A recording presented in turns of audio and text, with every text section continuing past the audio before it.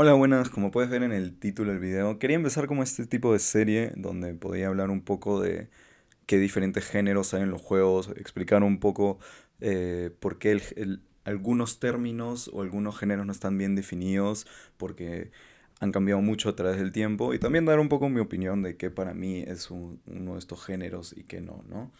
El día de hoy quería, bueno, como primero me parecía un tema que estaba hablando antes con mis amigos en la universidad, que era qué es un roguelike y qué es un roguelite, y por qué ese término es uno de los más vagos que hay ahora en los juegos, ¿no?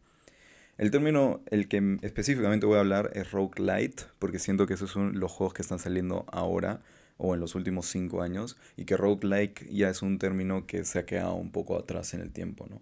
Pero se tiene que saber un poco de roguelike para poder entender el término que yo quiero hablar, ¿no? Porque viene de ahí.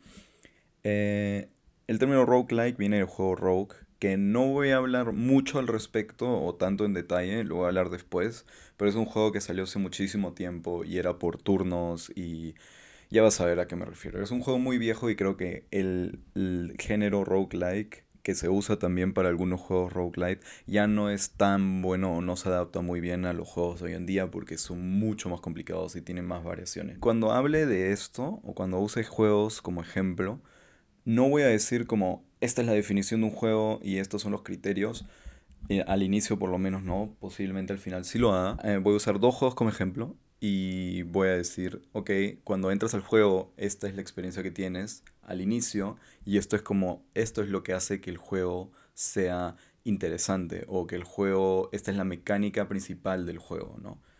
En lugar de decir como que, ok, esto tiene que ser así, uno 2 3 cuatro. ¿Qué diferencias hay entre roguelike y roguelite? Lo que sí, ese término que estaba hablando antes, que es el más importante, creo que es el permadeath, que significa que tú cuando mueres tienes que empezar desde cero, digámoslo así. Pongamos el cero entre paréntesis porque el cero va a cambiar un poco cuando entre un poco más en detalle. En Roguelike, que viene el juego Rogue, lo que pasaba en ese juego era que tú eras una persona atrapada en una mazmorra y tenías que encontrar la manera de salir de ahí jugando por turnos. Eso no es muy importante, sé que hay una definición en Berlín o algo así que usaron que tiene diferentes puntos, pero yo siento que ahora en hoy en día ya no es el caso. Ya muy pocos juegos son de turnos en ese modo, ¿no? Em, pero bueno, la cosa es que mueres si tratas de escapar de esa mazmorra y cuando mueres revives, digamos, en otro cuarto, pero la mazmorra sigue siendo la misma. Como el mapa de la mazmorra y los enemigos que están ahí cambian de lugar o cambian de posición o de daño, ¿no? Y tienes que adaptarte un poco a esa situación. Eso se ha quedado a través de los años y sigue estando en los juegos roguelite. eh, pero si quieres probar un juego roguelike que ha salido en los últimos 5 años, podrías probar un juego que se llama Barony, que lo van a sacar para el Switch próximamente. Pero ese no es por turnos, pero sí es un roguelike. Es decir, ¿por qué digo este juego en ejemplo? Cuando tú hagas estos intentos en la mazmorra o el lugar que trates de escapar, o denominémoslo así en lugar de intentos, runs, ¿ok? Eh, Cuando hagas estas runs, el mapa va a cambiar y los enemigos que aparezcan pueden cambiar, pero la historia en sí no va a ser influenciada por las runs de antes, ¿ok? Eso es muy importante para lo que viene después. En Roguelite Light también tienes los mismos aspectos que en el otro, ya sea el permadeath y las runs que sean aleatorias con el camino de los enemigos, pero cada run va a influenciar en la historia del juego o en las runs futuras. Uno de mis juegos favoritos, de mi top 5 de todas maneras, sería Hades, que salió creo que hace 2 años, más o menos.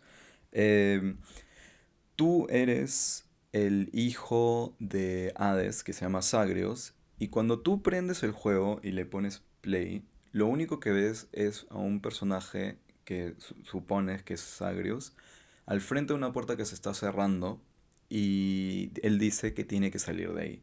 Cuando avanzas un poco ves que un rayo cae al frente tuyo y se crea como una burbuja. Y cuando te acercas le puedes hablar a esta burbuja. Y se abre un diálogo con Zeus, que es el dios, del Olimpo, bueno, del trueno, y te dice, hey, tú eres el hijo de Hades, te quiero conocer, sé que quieres salir de ahí, mira, te voy a ayudar. Y te da un poder para poder pelear, ya sea un poco más de daño, tirar rayos o cosas así. Y cuando haces un poco, te encuentras unos cuantos enemigos, peleas con ellos, aprendes cómo usar el poder de Hades, de Zeus, y luego entras a otro cuarto. Cuando entras a los diferentes cuartos o cuando sigues avanzando, te encuentras a diferentes dioses, ya sea Ares o Atena o más, y a más enemigos, ¿no? Y estos dioses te van a decir, hey, yo también escuché que querías salir del inframundo, déjame ayudarte, te dan más poderes. Y en algún momento, porque es la primera vez que juegas, te vas a encontrar, o vas a morir por los enemigos chicos, o te vas a encontrar a Megara, que es una de las torturadoras del inframundo y te va a decir, hey, lo que estás haciendo es muy inmaduro, estás yendo en contra de tu padre, mira, acá es donde vas a parar y te voy a matar. Y normalmente te mata. Si nunca has jugado el juego antes, sí te va a matar y hasta si has jugado el juego antes es bien difícil ganarle. Cuando mueras, te vas a dar cuenta que revives en una casa, que todo está lleno de fantasmas y que te encuentras con Hades. Y cuando cuando hablas con Hades, él te dice, no salgas de acá, chico, el inframundo es donde tú vives y donde perteneces, no me desobedezcas y cosas así. Y cuando hablas con los personajes por ahí te das cuenta de que Zagreus tiene una mala relación con su papá, que hay como una institución tomándose cargo del inframundo y que tú quieres salir de ahí porque nunca has visto el mundo real y has tenido toda tu infancia encerrado en esa casa. Entonces entiendes la motivación de Zagreus y cuando vas haciendo estas runs vas descubriendo un poco más de la relación de los dioses del Olimpo entre ellos y también la relación de la gente en el inframundo.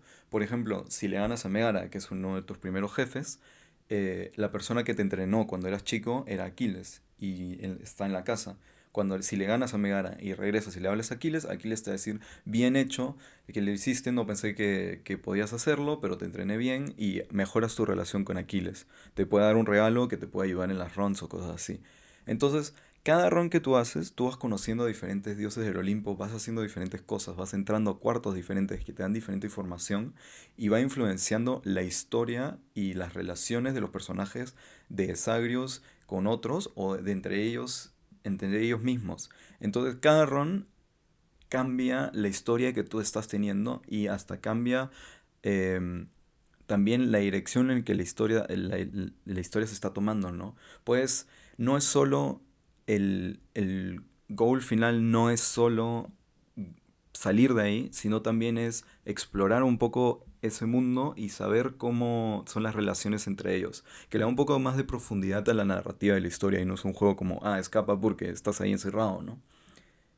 Eh, pero ese me parece un ejemplo muy bueno de roguelike, pero no es el único. No diría que la narrativa es lo único que empuja a un juego a ser más roguelike que roguelike. Hola, acá Wafiro editando el video. He estado hablando del mismo tema y de todas las diferencias y dando este ejemplo para que luego terminen de decir, sí, Hades es un roguelike. Perdón, pero no sé pronunciar bien las palabras, no vocalizo nunca. Pero bueno, ya, sigamos con el video. Quería decir roguelite, no roguelike. El segundo ejemplo es un juego que también me gusta mucho, que lo he estado jugando este año por muchísimo tiempo, creo. Estuve bien adicto. Se llama Risk of Rain. Y no está tan concentrado en la narrativa de historia de personajes y relaciones y cosas así, sino te trata de contar una historia no tan directamente. Ok, déjame explicar. Tú entras a este mundo como un enclenque, como un soldadito con un casco y no haces mucho daño. Y lo único que sabes es que hay una nave que está pidiendo rescate de un planeta extraño. Y tú llegas ahí y y no sabes cómo buscar a estas personas. Lo único que sabes es que tienes que activar un teleporter que te va a llevar a un lugar posiblemente más cerca de donde están esa nave de SOS, ¿no? Y cuando estás por ahí, te vas a dar cuenta de que hay aliens que te quieren matar, que no haces mucho daño, pero poco a poco puedes ir consiguiendo algunos ítems, ¿no? Y cuando consigues estos ítems, te vuelves un poco más fuerte, haces un poco más de daño, pero en algún momento vas a morir, posiblemente en el primer mundo. Y cuando mueres, te das cuenta o te sale una notificación que te dice como, hey, descubriste este ítem, ¿no quieres saber un poco más sobre eso? Y puedes abrir como una libreta donde te salen las notas de estos ítems. Y en estas notas puedes descubrir un poco más del mundo o un poco más de esas personas que estuvieron ahí antes que tú y que pidieron ese SOS, ¿no? Entonces tú cada vez que haces una run vas desbloqueando más ítems, vas desbloqueando más información sobre este mundo, ya sea en los ítems o los lugares en los que estás. Y no solo se trata de llegar hasta el último nivel y rescatar a estas personas que están escapando, sino que cada vez que lo intentas te vas volviendo un poco más fuerte, vas aprendiendo un poco más sobre el juego, vas descubriendo lo que hacen los ítems, vas descubriendo cómo interaccionan estos ítems entre sí o hasta qué tipo de secretos pueden ocultar, como hay algunos lugares que tienes que apretar algunos botones y hacer unas cosas, y también vas desbloqueando nuevos personajes, hasta por el hecho, si no consigues ningún ítem y mueres como 10 veces, te van a dar un ítem que era un medkit que lo usaron los del SOS y lo encontraste por ahí y te cuentan que sí, que usaron todos sus medkits antes de pedir el SOS, que el lugar era bien hostil. Entonces, en este mundo no es una narrativa de como una historia como Zagreus y Hades y cómo él quiere escapar de ahí, sus problemas internos y la mala relación y tener una motivación, sino es más como un juego de exploración que el único goal no es escapar, sino también explorar un poco por el mundo,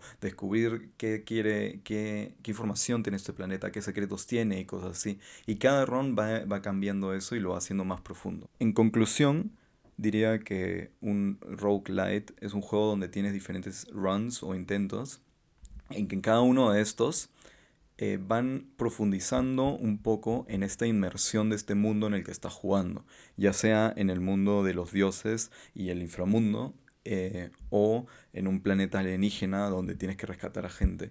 Que cada vez que vas intentando, no solo el único goal o el único objetivo no es salir de ahí o terminarlo, sino también descubrir o que te ponga curioso saber un poco más de este juego o este mundo en el que estás jugando.